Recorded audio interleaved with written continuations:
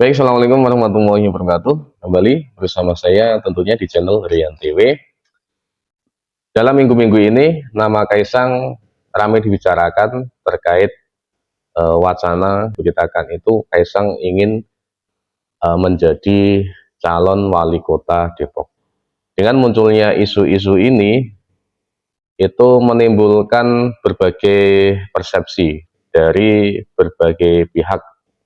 Kalau dari pihak yang setuju dengan Kaisang atau pihak yang menyukai Kaisang, itu mereka dapat angin segar karena memang Kaisang ini tidak ikut atau menjadi kader salah satu politik pun, bukan kader PDIP, bukan kader PSI, atau bukan kader-kader yang lainnya. Tetapi bagi yang tidak menyukai atau kontra dengan Kaisang ini semacam akan menjadi sebuah ancaman. Kenapa seperti itu? Mari kita bahas bersama.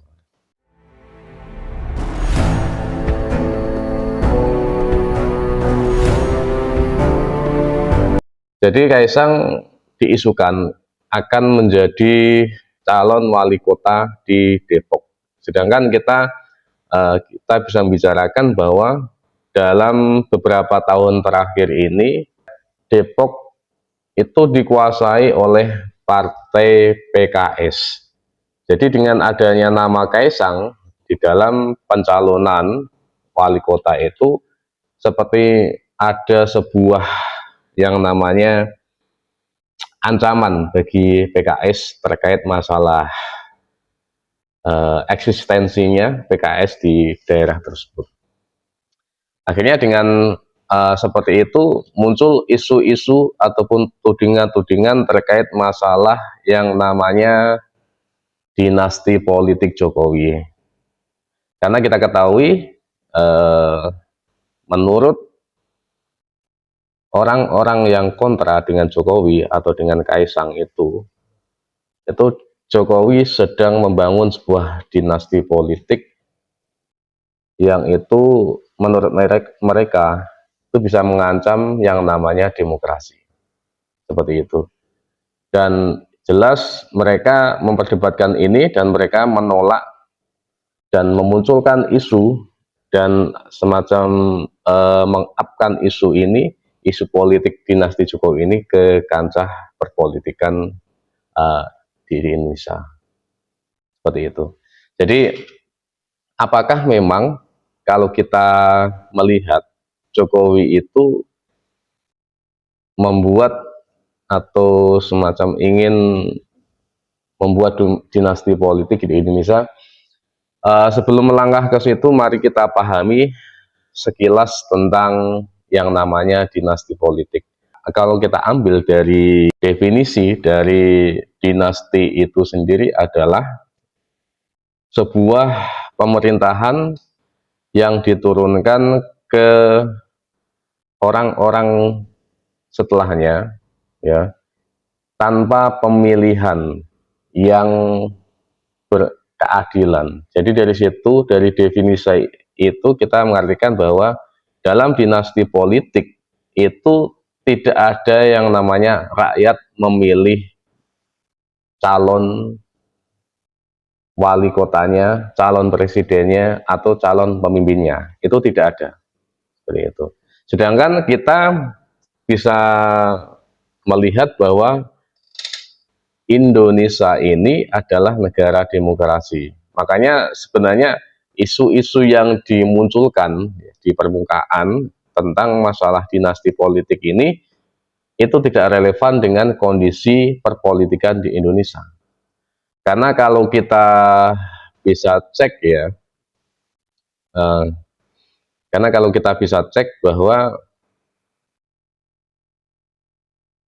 Gibran maju di kota Solo dengan kemenangan yang lumayan telak 82,6%, itu yang mengharapkan Gibran berada di Solo dan menjadi wali kota Solo itu kan berarti masyarakat kota Solo juga.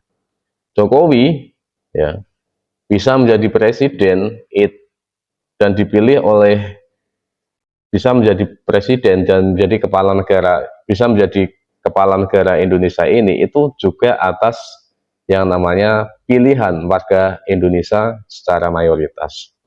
Seperti itu.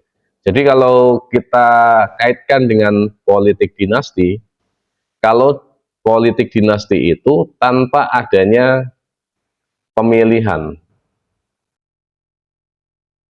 dan orang-orang yang memimpin ya itu berdasarkan warisan keturunan. Dalam mode ini, dalam politik ini itu hanya bisa diterapkan, diimplementasikan uh,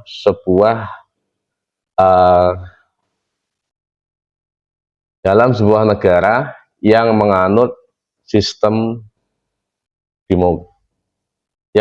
sistem monarki, yaitu sistem kerajaan. Kalau kita bisa melihat bahwa sistem monarki itu dulu di Indonesia karena dulu sebelum negara Indonesia ini menjadi negara republik dan terbentuk yang namanya Indonesia ini, itu banyak dulu yang namanya kerajaan-kerajaan. Yang terbesar adalah kerajaan Majapahit, dan itu semua yang memimpin adalah berdasarkan warisan dan keturunan. Jadi kalau kita membaca, kalau kita melihat dengan kejadian-kejadian seperti ini, ya kejadian yang ada sekarang, ya Kaisang maju, Gibran maju, itu kan semua atas pilihan masyarakat. Kalaupun seperti ini ya, Gibran maju tanpa adanya sokongan, tanpa adanya pilihan dari masyarakat, toh mereka juga tidak akan menjadi wali kota. Kaisang maju menjadi wali kota Depok kalau tanpa ada sokongan atau dukungan dari masyarakat Depok juga tidak akan jadi. Makanya kenapa sampai-sampai PKS ini bisa mengatakan memunculkan isu yang namanya isu dinasti politik. Sekhawatir itukah Kaisang bisa merebut kekuasaan di Depok? Ya, seperti itu. Makanya tudingan-tudingan ke keluarga Jokowi terhadap dinasti politik ya, itu tidak relevan sama sekali atau tidak sesuai dengan yang terjadi di dalam keluarga Jokowi. Karena dalam keluarga Jokowi sendiri, mereka seperti yang dibilang Jokowi itu ketika sudah anak-anak mereka ya itu boleh memilih sendiri jalan hidupnya. Karena kita bisa melihat ya, Gibran itu awal-awalnya menjadi pengusaha. Setelah pengusaha sukses, sekarang ya ingin yang namanya manusia ya itu ingin berada di kancah perpolitikan juga, yang diharapkan kan ya kekuasaan seperti itu juga. Itu Gibran milih sendiri jadi pengusaha, menjadi yang namanya wali kota itu milih sendiri. Katakanlah Kaisang sekarang juga seperti itu. Kalau kita kaitkan, sebenarnya kalau dalam mode dinasti politik itu kita malah bisa melihat di dalam Partai Demokrat, di mana dalam Partai Demokrat itu yang menjadi ketua umumnya itu AHY, kemudian di situ juga ada SBY, kemudian ada Ibas yang memegang yang namanya kekuasaan atau peran penting dalam partai itu. Kita bisa melihat, kita bisa belajar di mana sampai sekarang ya itu kalau masyarakat tidak mengendaki maka juga tidak akan terjadi, dan dinasti politik seperti itu tidak akan bisa yang merebut hati masyarakat Indonesia. AHY sampai sekarang juga tidak menjadi apa-apa di negara ini karena masyarakat Indonesia melihat dari track record yang terjadi di dalam partai itu, di dalam keluarga itu. Kalau track recordnya tidak bagus, ya akhirnya seperti SBY sampai sekarang pun belum bisa dipercaya oleh masyarakat Indonesia. Tapi kalau track recordnya itu bagus, seperti track recordnya Jokowi, bisa membangun Indonesia sampai semaju ini, makanya anak-anak atau orang-orang yang berada di sekitaran Jokowi, anak-anaknya, mantu-mantunya, dan siapa yang ada di sekitar Jokowi itu laris manis. Kalau ibarat istilah buah tidak akan jatuh jauh dari pohonnya. Ya, kalau itu saya setuju. Kita bisa melihat keluarga-keluarga Jokowi itu bagaimana sampai sekarang Gibran memimpin di Solo itu sebagus apa kemajuannya sekarang.